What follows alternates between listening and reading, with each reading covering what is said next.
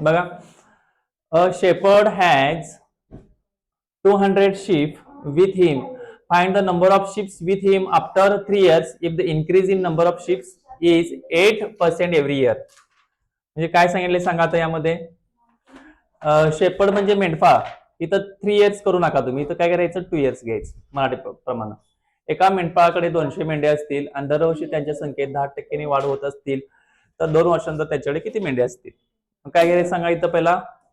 P किती घ्यायचं, principal किती घ्यायचं, किती घ्यायचं, पी किती घ्यायचं 200 घ्यायचं. हा, त्यानंतर नंबर ऑफ इयर्स किती घ्यायचे 2 years घ्यायचं आणि रेट किती घ्यायचा 8% घ्यायचा. आणि आपल्याला काढायचं काय इथं अमाऊंट काढायची. किती दिलेलं आहे इथं पण बदल केलाय 10% दिलंय काय आणि इथे किती घेतलं 8%. मग इथं बदल करून घ्या 10% करून घ्या, याच्याप्रमाणे घ्यायचं आपल्याला 10% घ्या.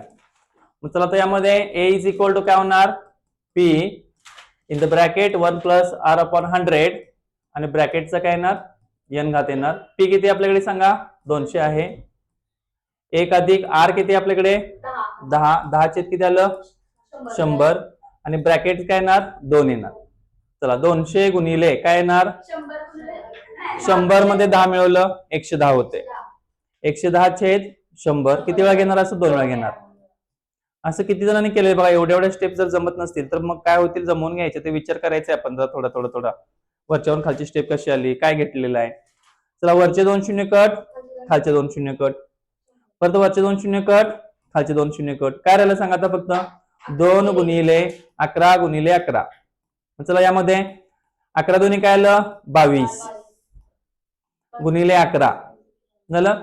मग आता यामध्ये ए बरोबर काय ना सांगा आपलं 11 दोन्ही 22, 2 हाच्याला 2च येणार की 11 दोन्ही 22, 22 23 24 म्हणजे किती यायला सांगा टोटल मेंढ्या किती होतील 2 वर्षानंतर 242 मेंढ्या होणार आहेत.